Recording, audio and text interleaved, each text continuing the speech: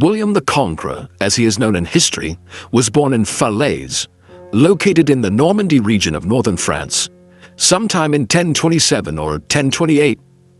According to De Obitu Wilhelmi, on the death of William, a work composed in the late 11th century to commemorate his passing in 1087, William was 59 years old at the time of his death. If this is accurate, William must have been born sometime between the 10th of September 1027 and the 9th of September 1028.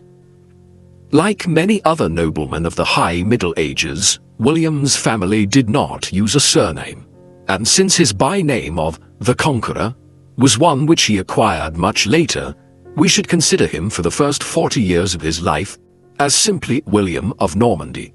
His father was Robert of Normandy, who in 1027, at around the time of William's birth, had ascended to the position of Duke of Normandy, ruler of the large Duchy of Normandy in northwest France, which dominated the valley of the River Seine, as it flowed outwards from Paris into the English Channel. His mother was a woman named Herleva, whose precise background is unclear. One story has it that she was a servant of the ducal household at Falaise, others that she was the daughter of a tradesman from the town. One of William's recent biographers has suggested she was a daughter of one of the senior ministers of the Dukes of Normandy. Yet, although Herleva's background is uncertain, there is no doubt that her liaison with Robert of Normandy was not within the confines of marriage or recognized by the church.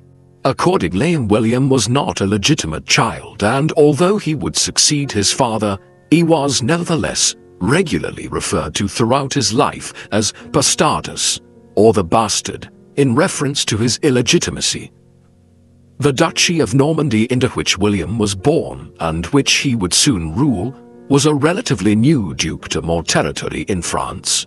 Its origins lay in the late 9th and early 10th centuries. William's great-great-great-grandfather was Hrafn Rugenvaldsen, a Viking who in the late 9th century led a large Viking contingent which launched several raids into the north of the Kingdom of the Franks in what is now France.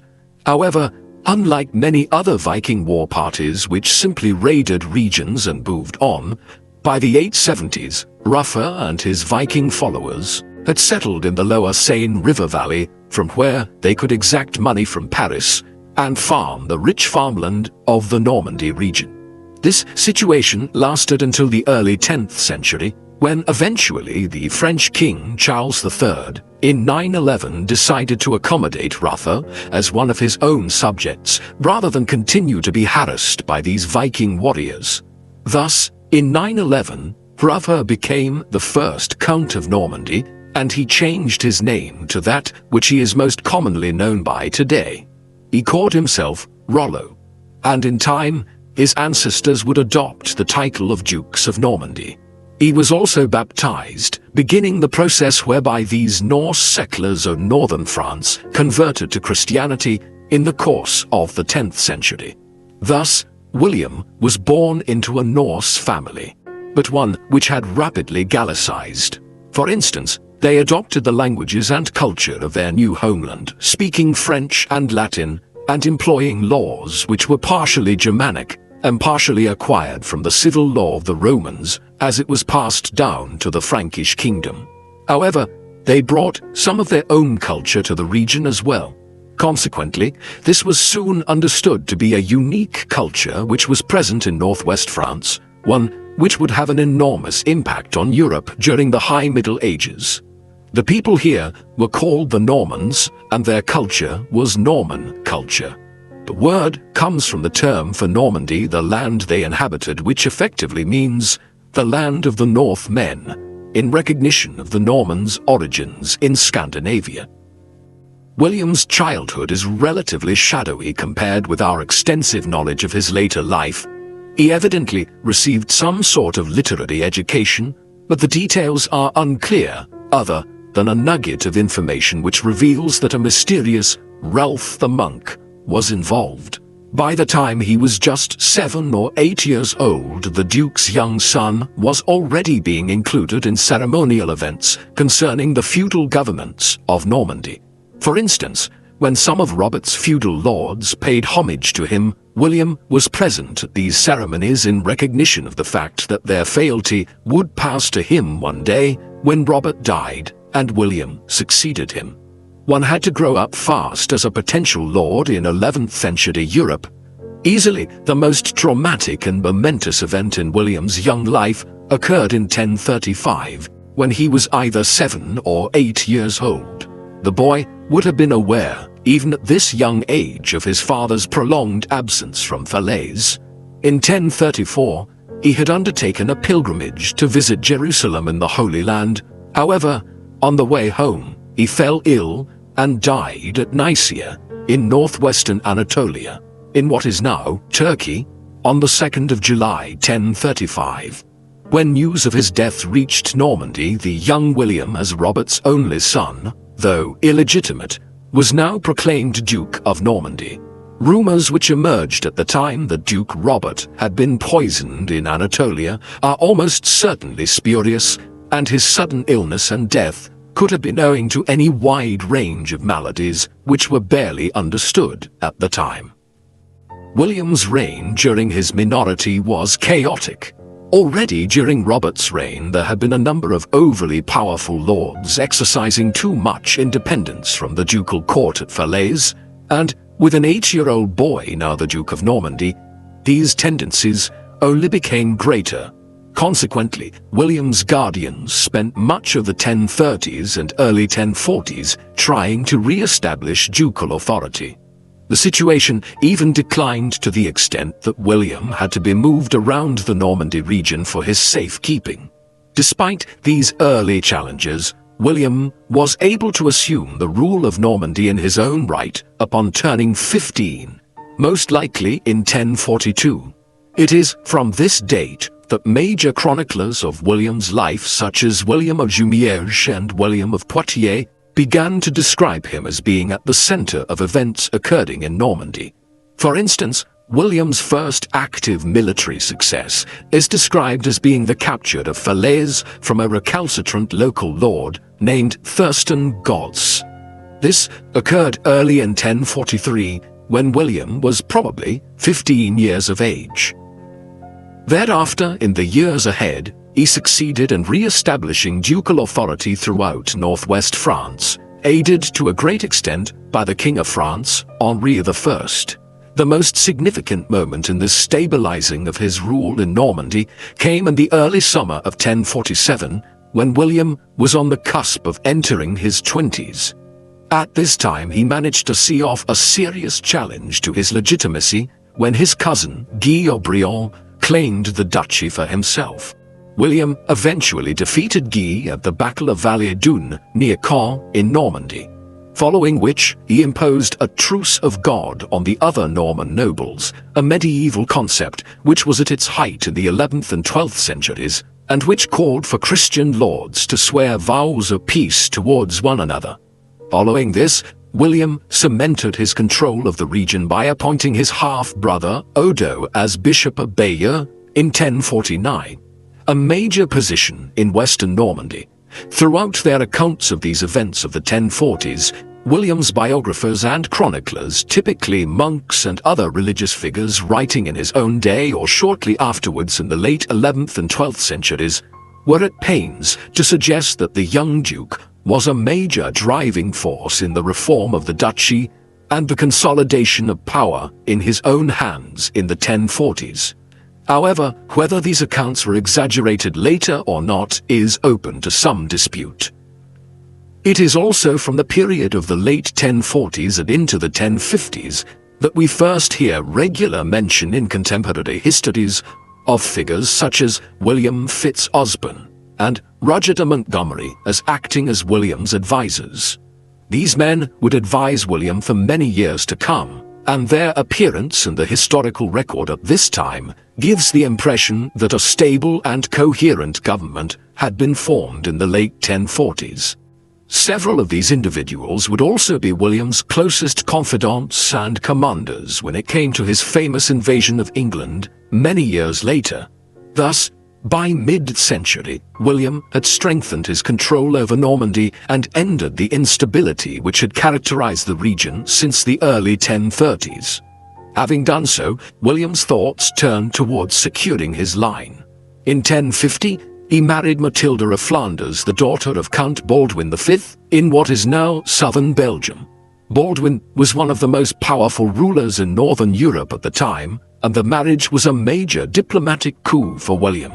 In time, the union would result in 4 sons: Robert, Richard, William, and Henry, and 5 daughters: Adelida, Cecilia, Matilda, Constance, and Adela.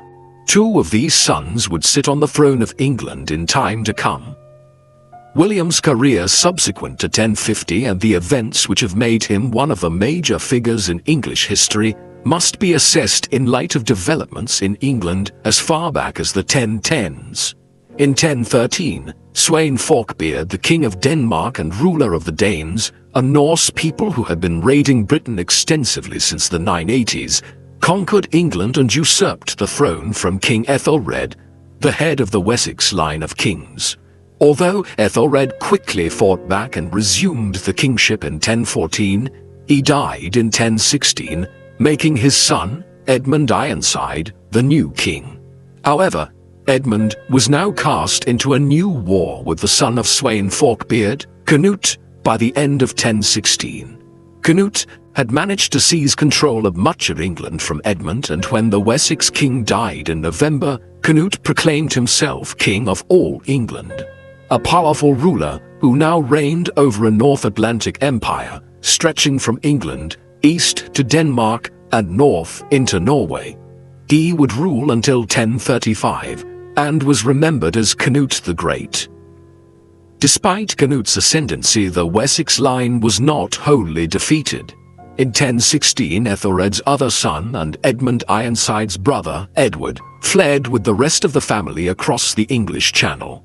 They found refuge at the court of the Dukes of Normandy, where they acted as kings of England in exile and were afforded many honors by William's grandfather and father in the 1020s and 1030s. Then, in the early 1040s, just as William was entering his early manhood and preparing to rule in his own right, the situation changed again in England. Canute was succeeded in 1035 by his son, Harold Harefoot, who subsequently died in 1040, only to be succeeded by another son of Canute's, Arthur Canute. However, Arthur Canute was a young man without an heir who was also suffering from some unspecified illness, possibly tuberculosis. Accordingly, in 1041, he made preparations for the succession should he die. His dispensation for England was that Edward, now known by the byname the Confessor, owing to his religious piety, should return from Normandy and succeed him as King of England, should he die without producing an heir. This subsequently occurred the following year. Thus, the Wessex line of kings was restored in England in 1042. Edward did not quickly forget the support he had received from the Dukes of Normandy and the honors they had been afforded in northern France throughout his and his family's long exile in the quarter of a century after 1016. Although there is a substantial controversy over these events, it is very possible that in 1051, when a crisis arose in England between Edward and the powerful Anglo-Danish house of Godwin, the king promised William of Normandy that he would succeed him as King of England following his death, Edward being without a legitimate heir and largely leading a celibate life. There is substantial reason to believe that this promise was actually made in 1051. Many of our most important sources for William's life attest to it. For instance, the Gesta Wilhelmi, or Deeds of William, written by William of Poitiers around 1066, and the Gesta Normanorum Ducum, or Deeds of the Dukes of the Normans, compiled by William of Jumièges around 1070, both include this version of events. However, these could be dismissed as having been written after William had made his claim to the throne of England and conquered the country, and as such, might be deemed politically biased.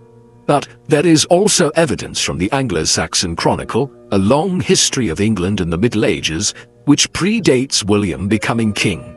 Recent studies have proven that the relevant sections of the Chronicle detailing Edward's promise to William were written in the 1050s or early 1060s, before William became King of England. Consequently, the author would have had no political reason to include this version of events if it was not true. There is then every reason to believe that Edward did in fact make William his heir in 1051, and that the Norman duke's claim to the throne of England was authentic and strong as a result. Whatever the truth of these matters, their material significance for William would not become a concern for another 15 years, as Edward lived well into the 1060s. In the interim, William faced further challenges at home in Normandy.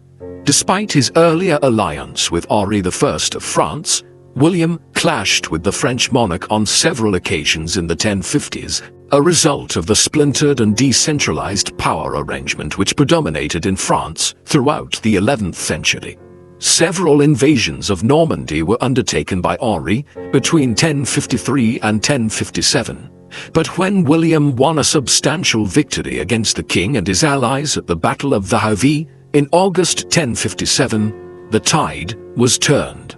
William now went on the offensive against Henri, and when both the king and his foremost ally, Geoffrey Count of Anjou, died in 1060, William was able to impose his power throughout northern France. In 1063, he even managed to bring the entire county of Maine, a substantial French province, to the south of Normandy under Norman rule. This brought extensive additional resources under William's control, which would aid greatly in his invasion of England a few years later. One of William's most significant building projects also dates to this time. In 1062, he and Matilda began their patronage of the construction of a new church and nunnery in the town of Caen in Normandy. The complex was originally intended to consist of two main buildings, the Abbey aux Dames, or Women's Abbey, intended for a group of Benedictine nuns, and the Abbey aux Hommes, or Men's Abbey, devised as a monk's abbey. Eventually, the wider complex would become known as the Abbey of Sainte-Trinité, and stood throughout the late medieval and early modern periods as one of the most impressive religious establishments in northern France. However, it was not fully completed until 1130, long after both William and Matilda had died, an indication of the sheer ambition of the project. When completed, it consisted of a main church built in the Gothic style with transepts spreading out from the back thereof into the abbeys for the nuns and monks. These transepts were built in the early medieval Romanesque architectural style, and so the church and abbeys at Caen, which William patronized, are a melding of the main architectural style of both the early and high Middle Ages. A statement of a world which, like the Duchy of Normandy, stood at the end of one period of Europe's history and the beginning of another. Having secured the southern border of Normandy, William turned his attention west in 1064 towards the Celtic Duchy of Brittany and its ruler, Conan II. This resulted in the Breton-Norman War, which would last until 1066, eventually ending in something of a stalemate. But it is curious for having involved Harold Godwinson, Earl of Wessex, in England, and the head of the powerful House of Godwin. Harold had most likely been sent to France to reaffirm King Edward's earlier offer to William to succeed him as England's ruler. At this time, William made Harold swear an oath that he would accept his succession. This latter event is vividly depicted on the Bayeux Tapestry, a 70-meter-long cloth tapestry produced in the 1070s and which still survives today. It depicts the events leading up to William's claim to the English throne and his subsequent invasion of England in 1066. Housed today in the Bayeux Tapestry Museum in the town of Bayeux in Normandy and northern France, it is a remarkable survival and a striking record of William's ascent to the kingship of England, or at least how he wished people to understand how he had risen to the kingship.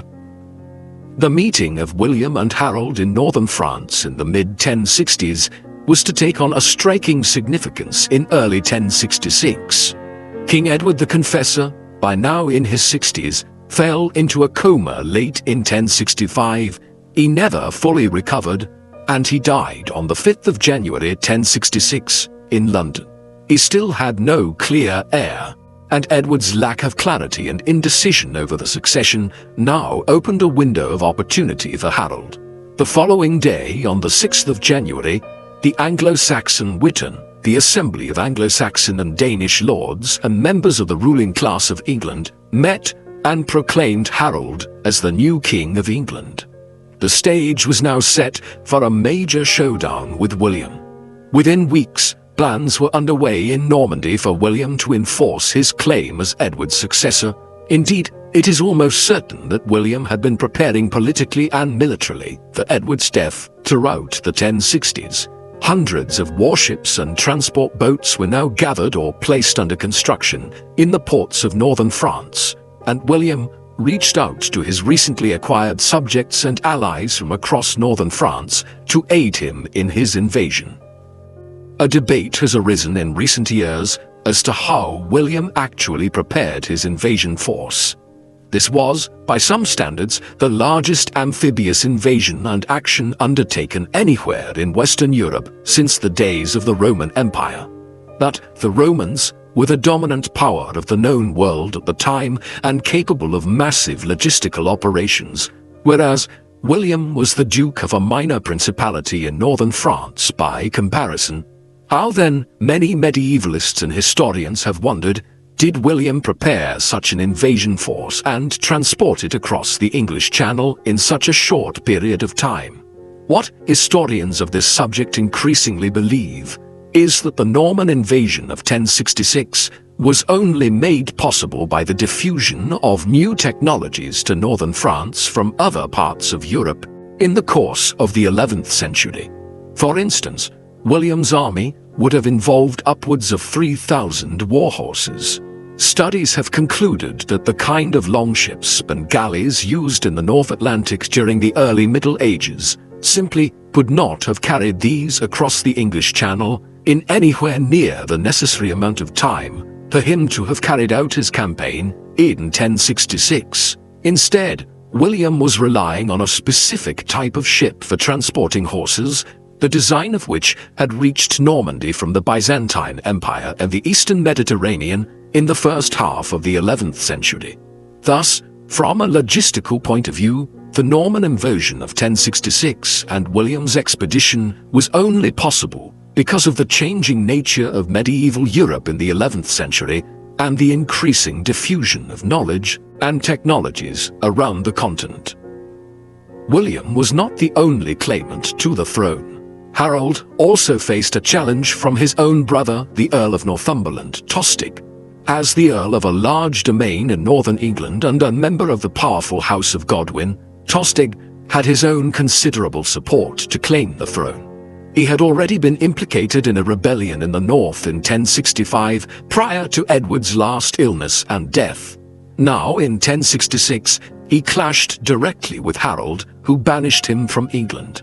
Tostig spent the spring and summer months scheming with various foreign powers in the world of the North Atlantic. He took refuge with the Count of Flanders, Baldwin V, who gave him financial and military support to raid southern England in the summer. Tostig even considered allying with William, but eventually he looked further east to Norway, and at some point in the summer of 1066, he made contact with King Harald Hardrada of Norway and convinced the Norse monarch to lay his own claim to the English throne. Harald Hardrada received Tostig's petition favorably. He quickly prepared an invasion force of approximately 10,000 men and 300 ships, which landed in northern England in the early autumn. Initially, Hardrada and Tostig made good progress. A substantial victory was won against some regional forces outside the town of York at Fulford on the 20th of September 1066, but in the days that followed, Harold arrived to the north himself with his armies. The forces of the English King Harold and the Norwegian King Harald finally met at the village of Stamford Bridge in Yorkshire on the 25th of September 1066. The result was a stunning victory for the English Harold. Both Hardrada and Tostig were killed in the engagement, and thousands of the Norwegians were killed or badly wounded. Such was the scale of the defeat, that of the 300 ships which had conveyed the Norse army to England, only 2 to 3 dozen were needed to bring what was left of the army back to Norway.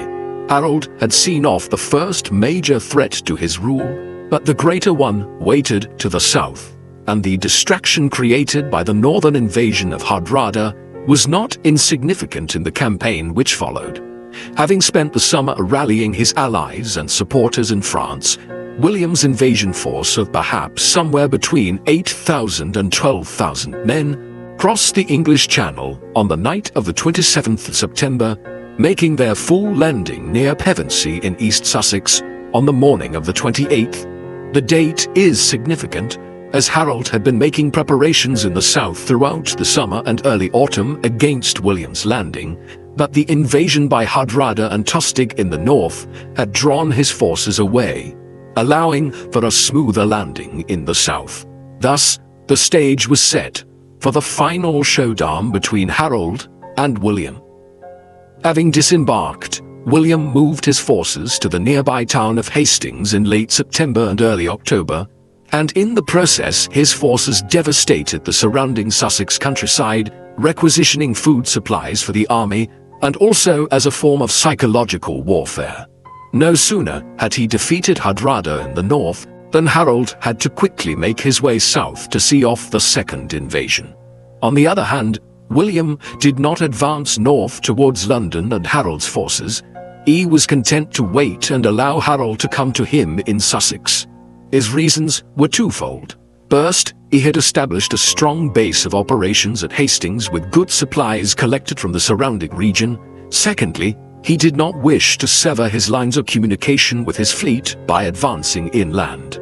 Clearly, William was preparing for the possibility of an unsuccessful military engagement against Harold and the eventuality that he might have to make a hasty retreat back across the Channel to Normandy. By the 13th of October, Harold had advanced south to near William's position at Hastings. When William received word of the king's arrival in East Sussex and his encampment to the northeast of the town, he prepared his troops and marched out from Hastings at shortly after dawn on the morning of the 14th. The ensuing battle, one of the most critical in English history, has become known as the Battle of Hastings. But it did not actually take place in or next to the town of Hastings itself. Rather, the clash occurred roughly 11 kilometers to the northwest of the town, near a steep ridge in the Sussex countryside.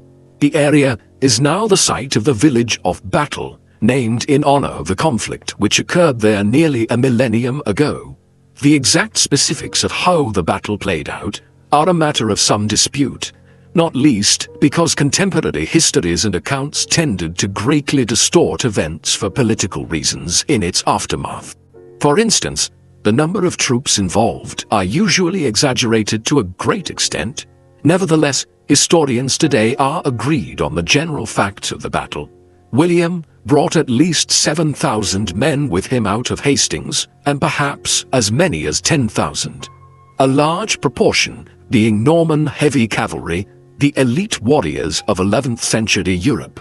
Harold had a similar number, but these were tired after the month of exertion in marching all the way north to Yorkshire, and then returning quickly to the south, fighting the Battle of Stamford Bridge along the way. The battle commenced in the early morning at Battle and lasted all day. A long engagement for the time. Harold's forces had the advantage of the high ground, having occupied the high ridge at the site, but they were restricted by having the Forest of the Weald at their back. Thus, while William's forces were disadvantaged by having to move uphill, they had greater room to move about the battlefield. In the end, 3 factors won the day. William was able to deploy his archers to pick off Harold's troops on the ridge. Secondly, his cavalry were superior to Harold's.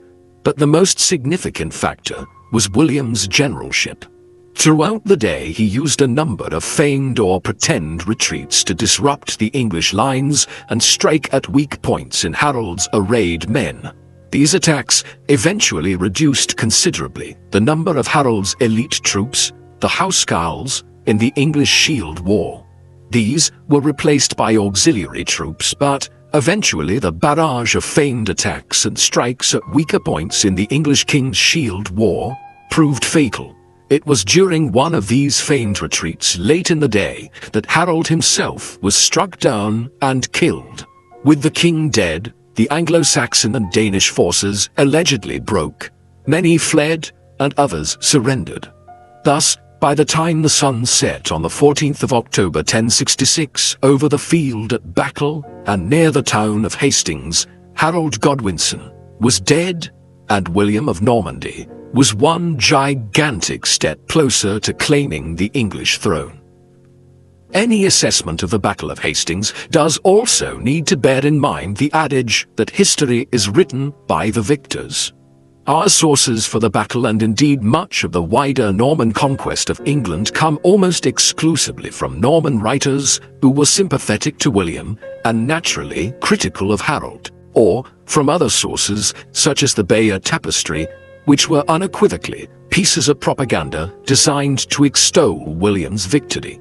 For instance, many sources suggest that Harold was killed late in the battle when an arrow hit him in the eye, but others suggest he died early on in the conflict. Whatever the chronology of this, nearly all contend that Harold's army began to collapse and flee once their king was killed, suggesting a disordered and poorly trained body of troops. But others still, which are less flattering of William, contend that Harold's forces actually held together quite well even after the king was killed and attempted to flee with his body. Others are vague about the actions of the Normans. For instance, the battle largely concluded with the Normans pursuing some of Harold's forces to a site known as Malfoss, or the Evil Ditch. Exactly where this is, and what happened here, is unclear. But it is probable that the Normans massacred some of the remnants of Harold's fleeing army at this site, an act remembered in the name of the place in local law. From a military perspective, Hastings was not just the critical battle in the war for the throne of England in 1066, it also reflected the changing order in the North Atlantic world, as for nearly 300 years the world of Scandinavia, Britain, northern France and the Low Countries had been dominated by the military power of the Viking people who burst out of Europe in the late 8th century with their longboats and infantry warriors. Hastings marked the triumph of Franco-Norman fighting tactics with its mixed infantry and cavalry over the Anglo-Saxon and Danish troops which had long dominated the North Atlantic world. In the aftermath of the battle, William did not immediately assume the English crown. This was complicated by the creation of a new king by the Lords of the Witan in London. The man chosen was Edgar Atheling, a grand-nephew of King Edward the Confessor and the grandson of King Edmund Ironside, who had briefly ruled England 50 years earlier in 1016. When news of Harold's defeat and death at Hastings reached London in the days that followed, a decision was taken to proclaim Edgar, a boy of perhaps 13 years of age at the time, as the king. Edgar's reign will be one of the shortest in English history. In the immediate aftermath of the Battle of Hastings, William proceeded cautiously, securing the towns of Dover, Canterbury, and Winchester before making any attempt to seize London. By this means, he secured the South and the Midlands and isolated the supporters of the puppet king in the capital. Just weeks later, as William's armies advanced towards London, the supporters of the young king made the decision not to continue the charade of pretending William could be resisted. The boy king and his supporters met with William not far from the capital in early December. Here, an agreement was reached which allowed Edgar to abdicate peacefully. This action, and the seizure of London, completed the initial Norman conquest. William of Normandy was crowned as King of England in Westminster Abbey on Christmas Day 1066. The ceremony was presided over by Aldred, the Archbishop of York, who performed it in English before Bishop Geoffrey of Coutances, a diocese in Normandy, translated Aldred's words into French, in a ceremony which indicated how a foreign people had effectively conquered England. In an ominous sign of the bloodshed which would mark much of William's reign as ruler of England, some of William's soldiers stationed outside the abbey believed William had been assassinated when they heard what were actually shouts of acclamation from within. In a panic, they began setting fire to some of the houses around Westminster. It is after this rather chaotic coronation ceremony that William ceases to be known as William of Normandy, and instead becomes William I, or, as he is more commonly known to history, William the Conqueror. It would be incorrect to suggest that the shift which occurred in England in 1066 was limited to a few set-piece battles and a change of ruler, after which things settled down again quite quickly. England had been conquered by a foreign power, one which brought with it new ways of governing, laws, cultural mores, and even a different language.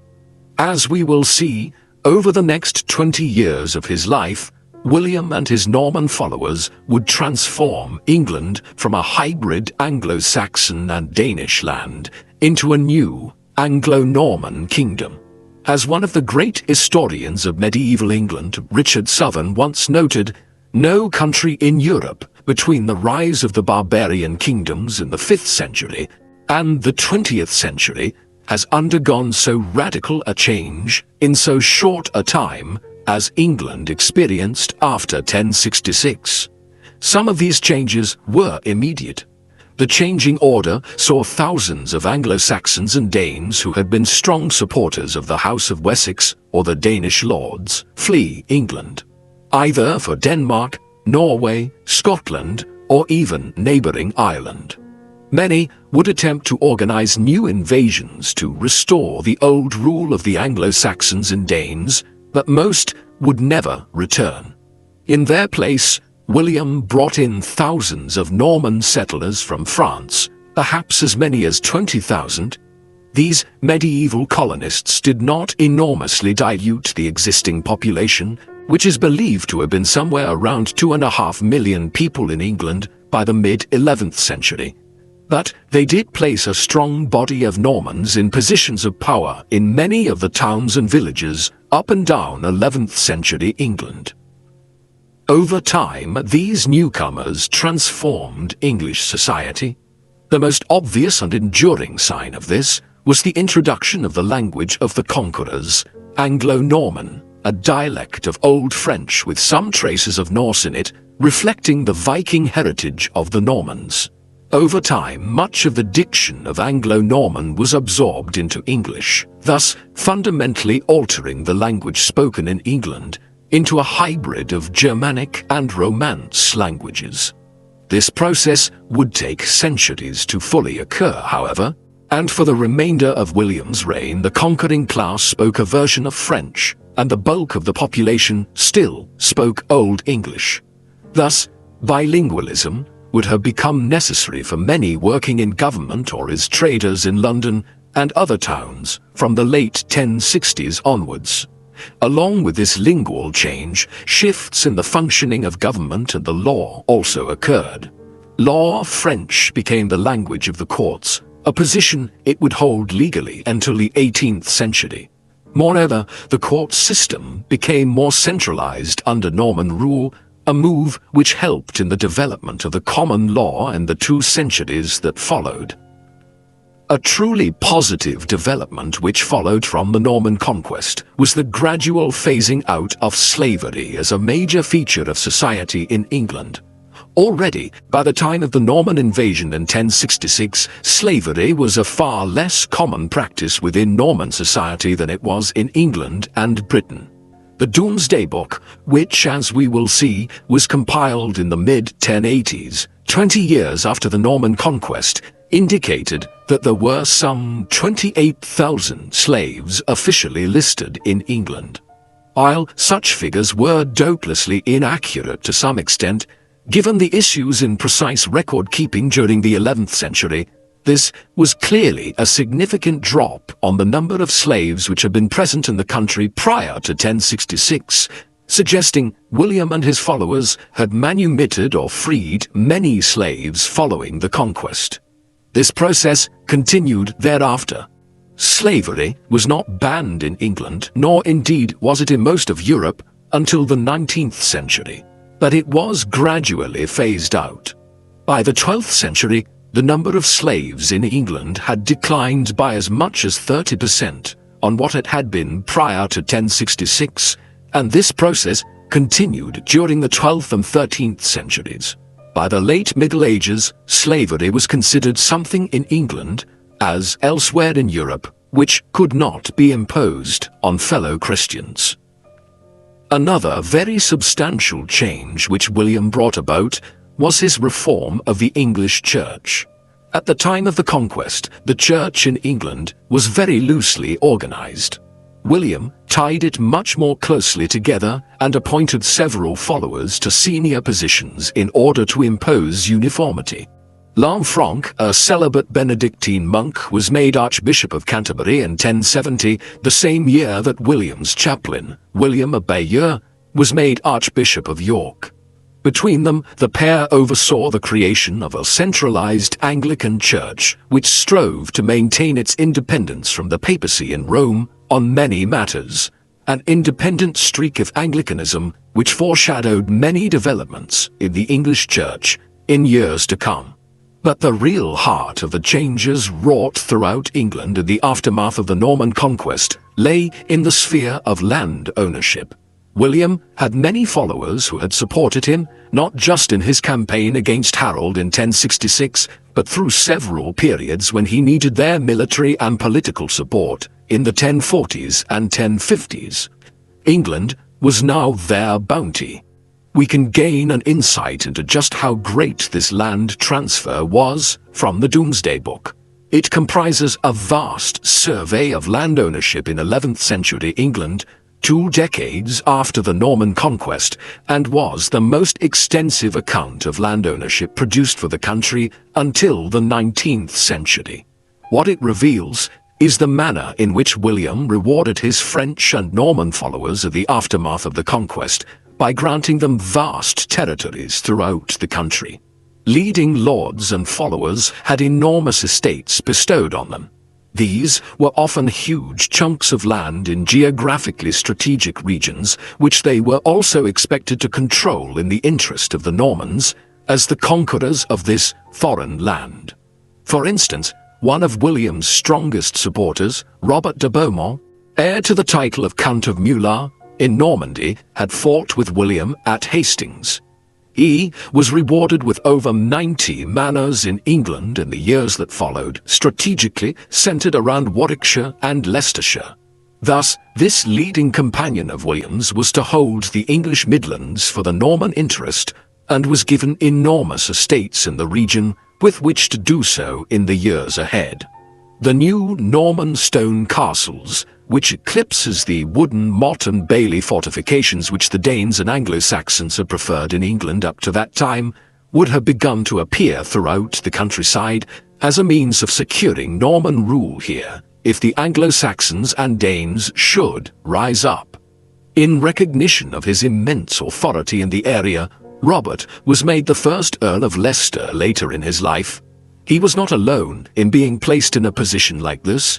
Another senior companion of William's in 1066, William de Warenne, was granted lands in at least 13 counties by the 1080s, particularly around Sussex and Surrey.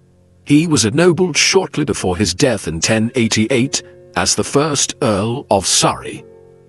William Fitzosborne, the Lord of Breteuil in Normandy, was a close companion of William's, who was also related to the Conqueror. He was given a position of prominence in the West Midlands and March region bordering into Wales, particularly the counties of Herefordshire, Gloucestershire, and Monmouthshire.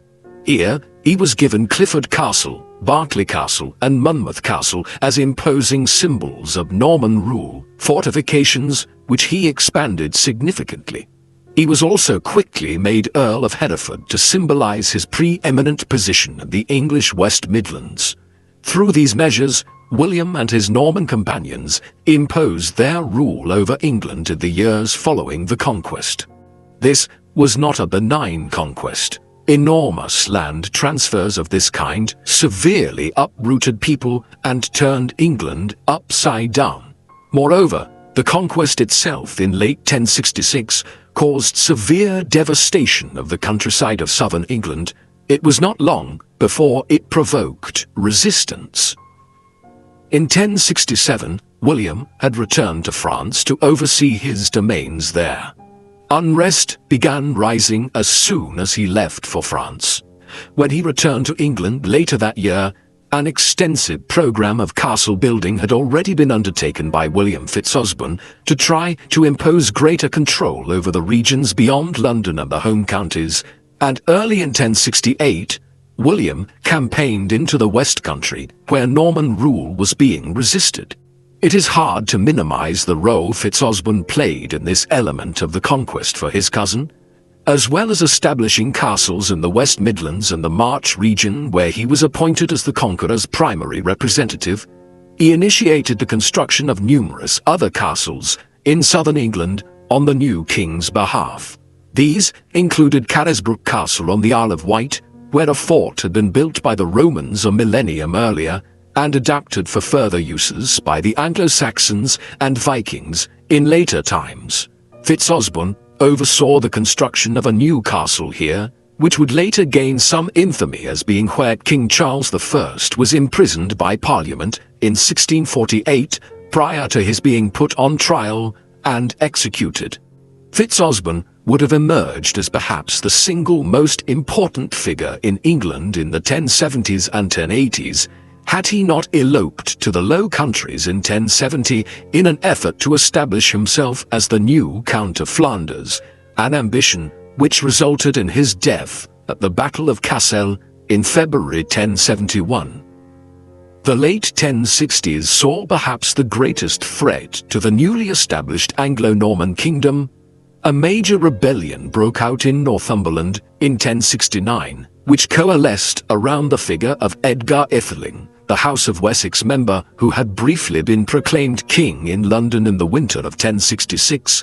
The rebels here were also aided by contingents of Danes from Scandinavia, but all were driven north into Scotland when William campaigned against them in 1069. This was a brutal military action, with William devastating the countryside of northern England. A near-contemporary chronicler, Orderic Vitalis, who is generally regarded as an accurate chronicler who did not sympathize with the Norman conquerors, described William as bringing, quote, famine and the sword to northern England in 1069. His description is corroborated by the evidence of the Domesday Book, which showed that land values here in the north of England were still enormously lower in the 1080s than they otherwise should have been, a sign of how much damage William and his followers inflicted on the region to suppress its independence. Further campaigns followed in 1070 in the northwest along the coastline near Chester and the March region bordering Wales. New castles were quickly erected and Norman overlords imposed their will. The last major pockets of resistance here were not finally crushed until 1071.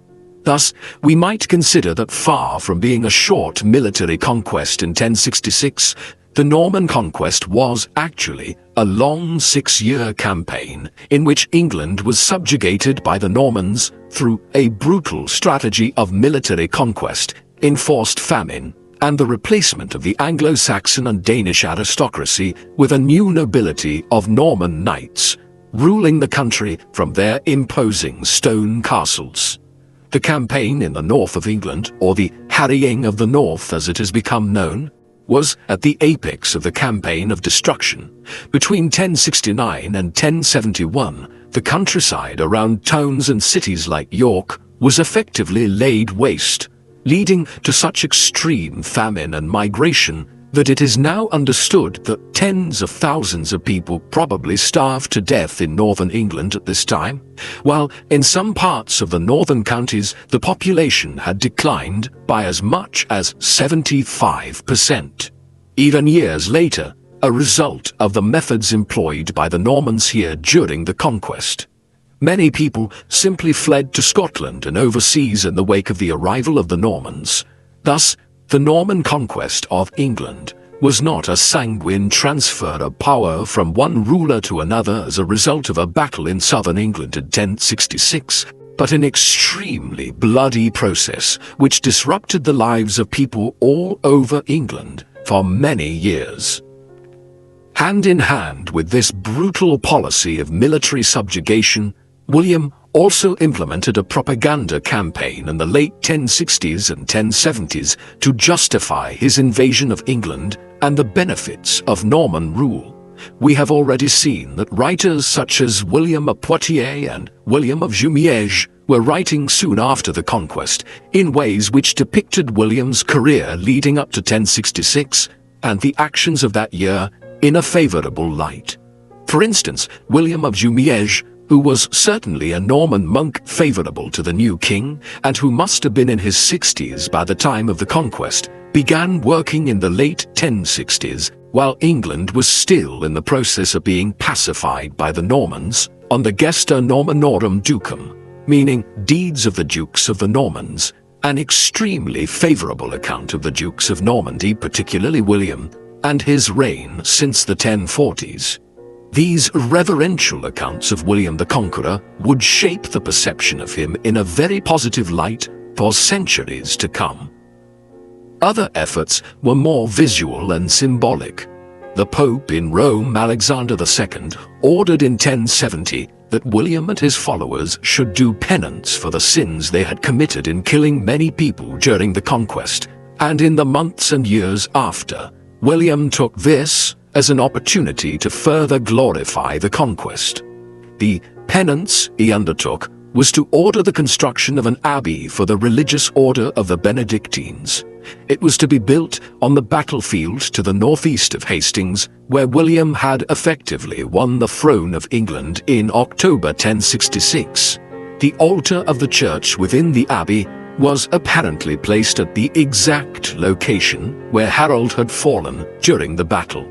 Dedicated to St. Martin, Battle Abbey was only completed after William's death, but is a striking example of Norman propaganda in England. The abbey, as it still stands today, is dominated towards the front by two large crenellated towers between the main gatehouse and entryways. Further battlements stretch out from there, giving the impression of a defensive structure, although this was meant as a residence of the largest religious order in 11th century Europe.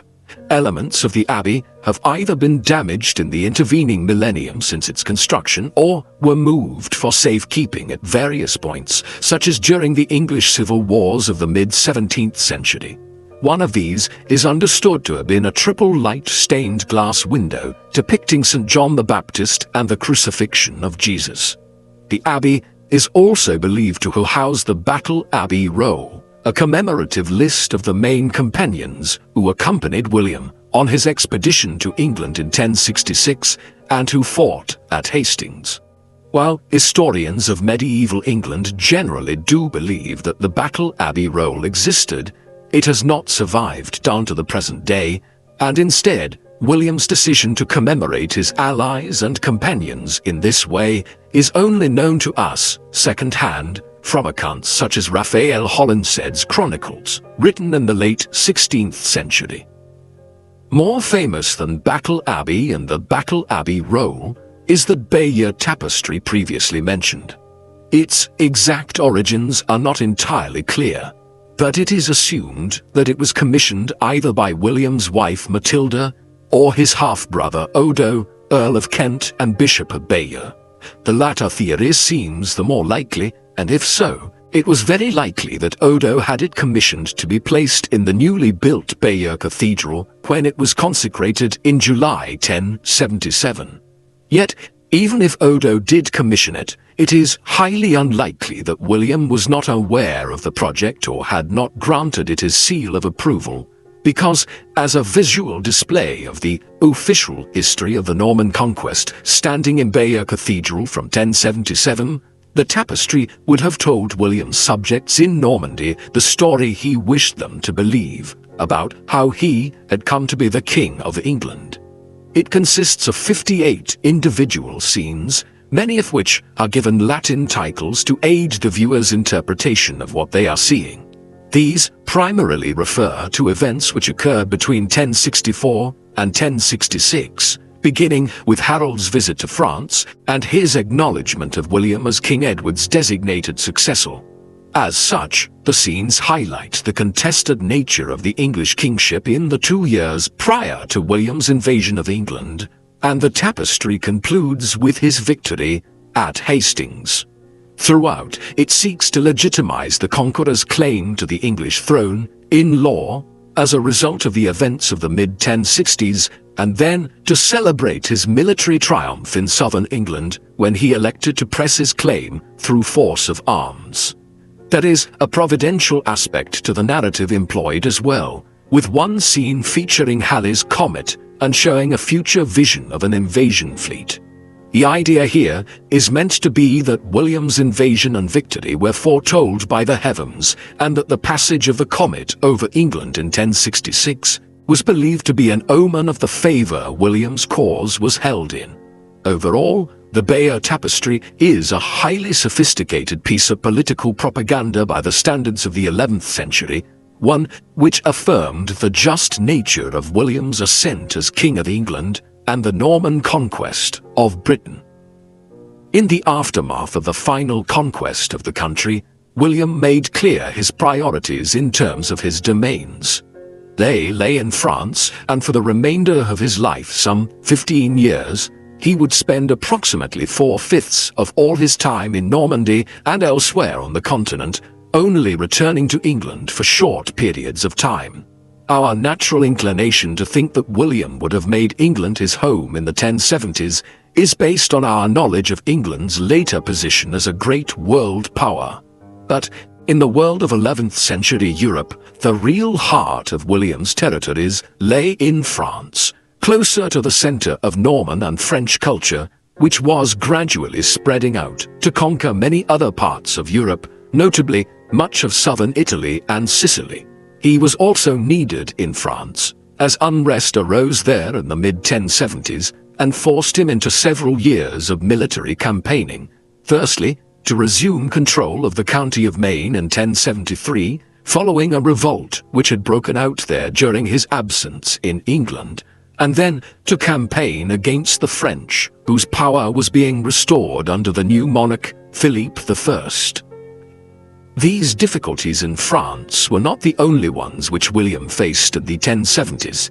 In 1070, the King of Denmark, Sweyn II, despite promises to William that he would withdraw any Danish troops from England and cease to interfere in the region, decided to personally lead an expedition across the North Sea. There, he joined with a prominent Anglo-Saxon rebel who had drawn many opponents of the Normans to his cause, Hereward the Wake. Hereward effectively had control over the Isle of Ely in eastern England and part of the Fens region nearby at this time, and Sweyn now brought additional troops to bear here. William was able to buy off the Danish king by paying a substantial Danegeld, the name for a tribute to the Danes from an English king, which had been paid intermittently since the 9th century. But the rebellion in the Fens was not so easily suppressed, in part because the marshy terrain of the Fens was unconducive towards the Normans, bringing their heavy cavalry to bear against Hereward and his troops. It was only when William arrived to take personal command of the campaign here in 1071 that the stalemate was broken. A pontoon was constructed between the mainland and the island of Ely, which allowed William and his troops to storm to Hereward's main stronghold here. Thereafter, several of the rebel leaders were either executed or imprisoned, while others were pardoned and effectively bought off with new grants of land to win their loyalty. Hereward may have been amongst the latter, but accounts are conflicting, and some have him fleeing into exile in Scotland after the rebellion was broken in 1071. This was not the end of William's troubles in England. In 1075, a new revolt broke out in the country, though in this instance it was not driven by Anglo-Saxon or Danish lords who were unreconciled to the Norman conquest, but rather came from amongst William's Norman subjects themselves. The origins of this lay in the marriage of Emma Fitzosborne, the daughter of William Fitzosborne, the king's great companion, whom he had made the first Earl of Hereford, but who had died in Flanders in 1071, to Ralph de Guader, another prominent Norman lord in England, whom the Conqueror had ennobled as the Earl of East Anglia in 1069. The king had refused to sanction this marriage, but Emma and Ralph had gone ahead with it in any event while the king was in France in 1075. The real driving force behind this act of disobedience to the crown was, however, not Emma or Ralph, but Emma's brother Roger, who had succeeded their father as the second Earl of Hereford back in 1071. In the years that followed, he had formed ambitions to carve out his own independent principality in England, in the absence of the king himself, who had spent most of his time since the Norman conquest in northern France. Thus, in 1075, he married his sister to the Earl of East Anglia, with a view to forming an alliance with de Guader, and launching a combined revolt against William's rule in England. The revolt of the Earls, as it is termed, was soon joined by the Earl of Northumberland, Waltheof, an Anglo-Saxon lord of northern England.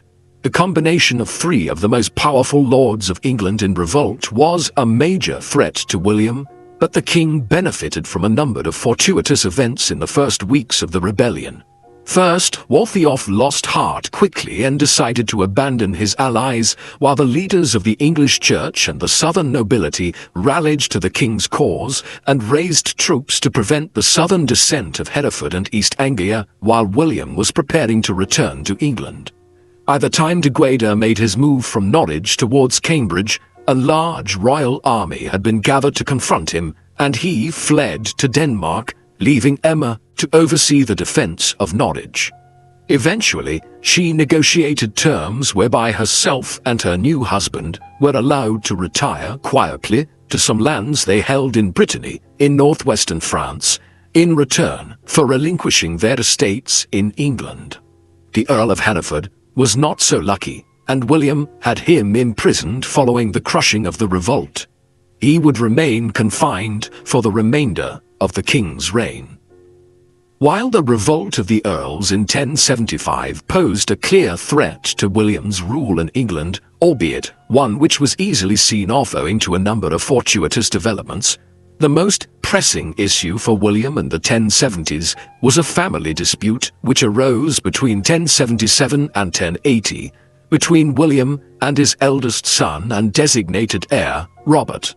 William had left Robert in charge of Normandy when he had left for England in 1066, and the dispute might well have arisen as a result of disappointed hopes held by Robert that he would effectively rule the French duchy thereafter, with William living in and contenting himself with his new English domains.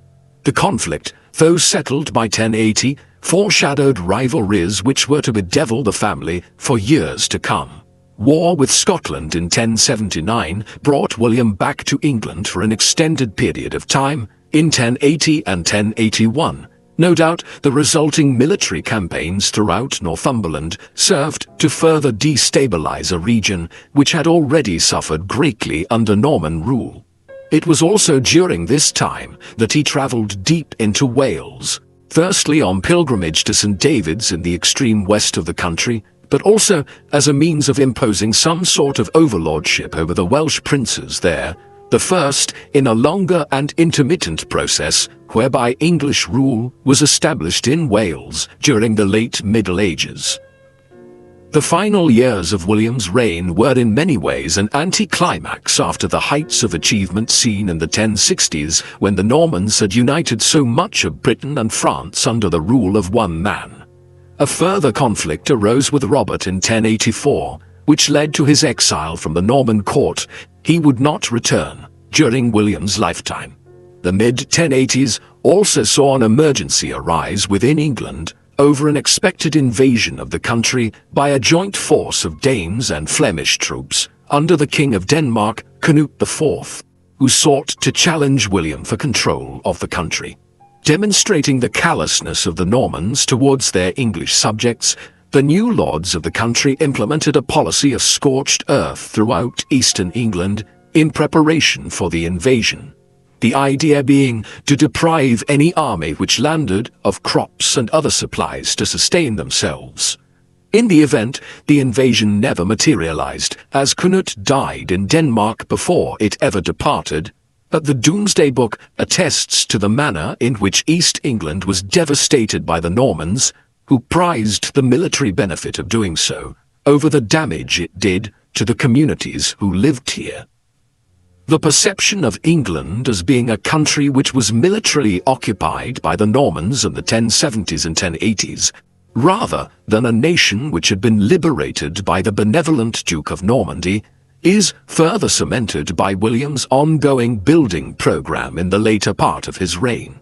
Much of this involved continuing the castle construction which had been undertaken in the late 1060s around England, but other elements of which were more pointed in their symbolism. For instance, in 1078, William initiated the construction of a new military fortress on the edge of the City of London, the beginning of what we now know as the Tower of London. The first building here, which today is known as the White Tower and which is the most iconic part of the tower, was effectively a military compound built overlooking London and designed to intimidate William's new subjects. The denizens of the capital had, after all, attempted to crown a new king in the shape of Edgar Atheling, rather than accept William as their monarch after his victory at Hastings in 1066. William's distrust of Londoners evidently lingered long afterwards. For centuries to come, this was the heart of the security state in England, with ordnance and weapons stored here down to modern times. William was making a statement in erecting such an imposing military complex on the outskirts of London. He was telling his new subjects in the capital of England that if they tried to support a new pretender or aided his enemies in any way, he could strike at them swiftly. The tower, dominating the skyline of the city, and past which all boats entering and leaving London along the River Thames had to pass, was a statement of military power.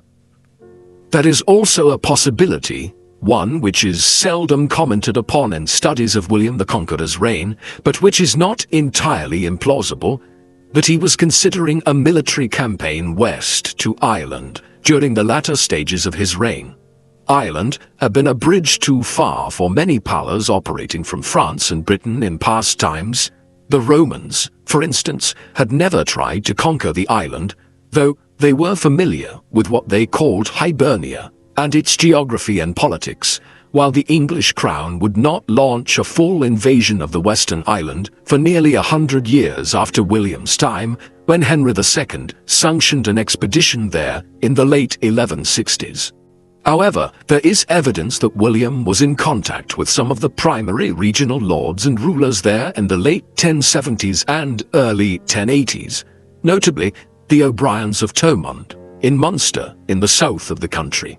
The country was not unified, but divided into dozens of different polities, which were often at war with each other. The idea that William was considering a military expedition against this politically divided region in the last years of his life is heightened by a section in the Anglo-Saxon Chronicle, in which it is stated that William would have conquered Ireland if he had lived for a few more years, fueling the idea that he was planning a new campaign westwards over the Irish Sea. If this was the case, it seems probable that William's goal was more to cut off any support which the Welsh and Scottish were receiving from Ireland, rather than to actually conquer the country. But in any event, it is a curious and largely forgotten footnote to William's later reign that he might have been considering such an Irish expedition. William spent Christmas 1085 at Gloucester, and it was while he was here that the Domesday Book was commissioned. This was more often called the Winchester Roll in its own day, or Liber de Wintonia, meaning the Book of Winchester, as a result of being housed at Winchester. It gradually became known as the Domesday Book from the late 12th century onwards, the reference being to doomsday in the perceived sense of the finality the book offered in its records of landholding in Anglo-Norman England. The undertaking to produce it was immense by the standards of the 11th century. William had sent crown agents and officials out to survey every shire in England and to compile lists of who owned the land in each district and how much of it, as well as their property in the form of goods and slaves. The number of such officials involved must have been considerable when we consider some of the details unearthed during the survey. For instance, Domesday records that there were 5,624 mills built in communities across England, a level of socio-economic data which is completely untypical of medieval sources. Administrative exercises of this kind were unwieldy undertakings in the Middle Ages, and it is a sign of his dedication to assessing the landholding situation of his new kingdom that William ever initiated it to begin with. It is also remarkable how speedily the commissioners and crown officials managed to carry out their work. It is likely that portions of the Domesday Book were brought to William while he toured some of southern England in 1086, but he would never have seen the finalized text in the format in which it survives today at the National Archives of the United Kingdom at Kew in London, as it was not fully finished and collected together until after his death. It is fitting that one of the final acts of William's reign was to order its compilation. The Domesday Book presented a striking picture of how the Norman conquest had transformed England, and of the 1,400 also Anglo-Saxon and Danish tenants-in-chief who had formed the upper caste of landholders in England prior to 1066. Only 2 were still in place in 1086 when the Domesday Book was compiled. Several thousand freemen and free women below these tenants-in-chief still held lands which their families had possessed prior to the conquest, but these now owed service and taxes in kind and cash to their new Norman overlords, those who had been placed throughout England and who lived in the many stone castles which had been built in the 20 years since William of Normandy had become William I of England. The fame of the Domesday Book and the administrative work involved evidently spread beyond England in the years that followed. Around the turn of the century, the Norman rulers of Sicily attempted a similar survey of landholding across the Italian island, inspired by what the Conqueror had undertaken in England a decade and a half earlier. It is testament to the fact that as well as being a military leader, William was also a modernizing administrator and ruler. William left England for the last time in the autumn of 1086. He returned to France where his enemies on that side of the Channel, including the King of France, had yet again taken advantage of his absence in England to begin attacking his possessions in Normandy and elsewhere. In 1087, he stabilized the situation and then campaigned towards Paris. It would be his last military action in a life which had consisted of nearly 50 years of warfare. In July, while undertaking a siege of the town of Mantes to the northwest of Paris, he became ill, possibly having suffered a riding accident, which caused the pommel of his saddle to rip into his stomach. As a result of the injury, he was removed back north to Normandy, first to the town of Rouen, and then to the Abbey of Saint-Gervais outside the town. It was here, on the 9th of September 1087, at about 60 years of age, that the Conqueror of England, the Norman who had united much of France and England under one ruler, finally died. In the days that followed, William's body was transported to Caen, where it was laid to rest in a tomb in the Abbey of Saint-Étienne. The succession was a more complicated matter. As early as 1063, William had designated his eldest son Robert as his successor as Duke of Normandy. However, the matter of the succession to the throne of England had never been fully resolved, and the falling out between William and Robert had suggested that Robert would not succeed him. Moreover, it was common practice amongst the Normans for multiple sons to split the inheritance from their father. But, as the second son, Richard had predeceased William and had died in 1081. The next eldest son was William, called William Rufus for his red beard. The arrangement now reached was that Robert would succeed to the Duchy of Normandy as agreed in 1063, but William would succeed his father as King William II of England. The fourth son, Henry, was given very little, though he would eventually succeed William II as King of England many years later, in 1100. As perhaps befitted William the Conqueror's life and the bloodshed which followed him, his sons would spend many years after 1087 at war with each other for power in the political world of northern France and England. And when Henry himself died in 1135, England was yet again thrown into civil war.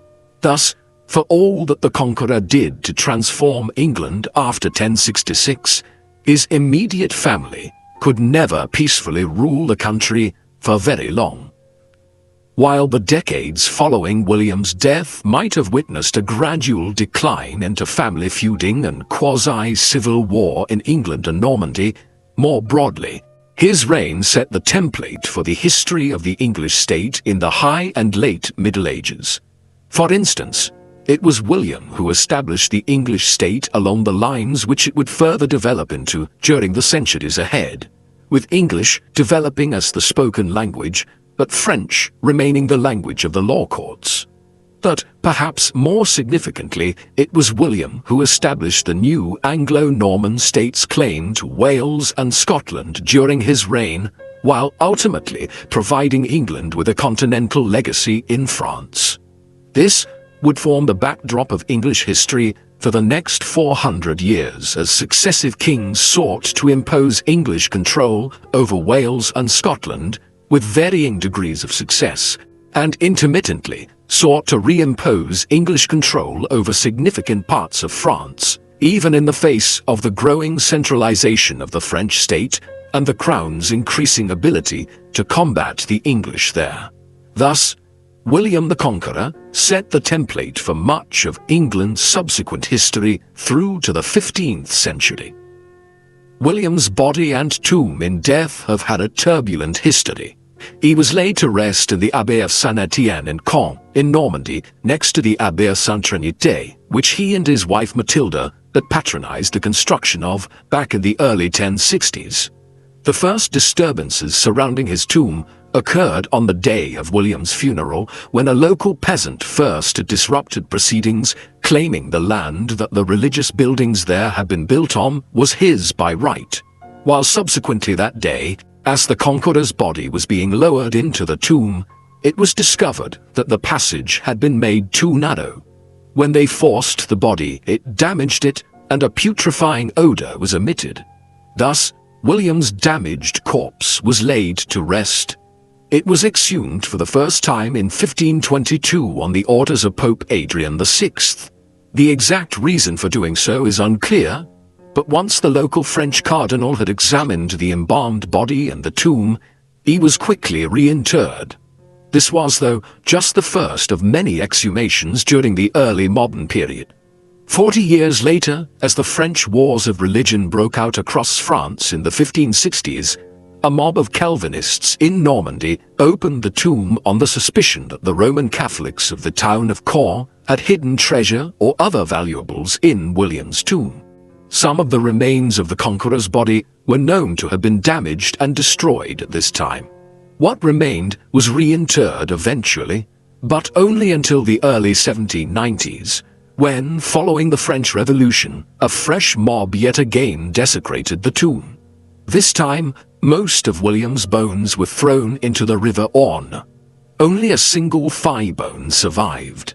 Eventually, this was exhumed again in 1961, and more formally placed in a new tomb surmounted by a marble slab in front of the altar of the Abbé aux Hommes in Caen in 1987. It is there that what little remains of the conqueror's bones rest today. There is no doubting that William of Normandy, who became William the Conqueror, was one of the most significant figures of English history and one of the most consequential rulers of medieval Europe. Having assumed the rule of a relatively unstable duchy in northern France when he was just 7 or 8 years old, he succeeded in his young adult years in not only securing his position in Normandy, but also in browbeating the King of France and effectively conquering the county of Maine in the late 1050s and early 1060s. At the peak of his powers in France, he began in 1064 to campaign west into the Duchy of Brittany. It was at this point, when his military and political power on the continent was at the strongest it would perhaps ever be in his lifetime, that Edward the Confessor died in England without an heir. The result was a military invasion in 1066, the Battle of Hastings that October, and William's coronation as King of England on Christmas Day. But the real conquest took 6 years and was a bloody, brutal affair, which unleashed misery on many people living in England at that time. In its aftermath, William and his followers transformed England, totally in the case of landholding and gradually in the case of its culture, with the adoption of new laws and customs, and eventually the creation of a new language in modern English, which blends the pre-conquest Germanic language of the Anglo-Saxons and the post-conquest French of the Normans. By temperament, William was, by all accounts, a relatively amiable character, though this surely only veiled a more ruthless, taciturn streak. He was clearly religious and founded many churches, though he had limited appreciation for the supposedly universal sovereignty of the Pope in Rome, and his governance of the church within his own dominions preempted that which Henry VIII would later attempt by nearly 500 years. He was, it appears, faithful to his wife Matilda during their long marriage, an unusual occurrence for the time. Nevertheless, he was a largely uncultured figure, one who hardly patronized the world of learning in England or France, and who pursued his political and military ambitions with a dogged single-mindedness born of a strong character. It was this single-mindedness which brought the Normans to England and transformed the country forever. What do you think of William the Conqueror? Was he a great king who united England after many years of unstable kingship, or was he an ambitious tyrant who brutalized England in his effort to reduce it to Norman rule? Please let us know in the comment section. And in the meantime, thank you very much for watching.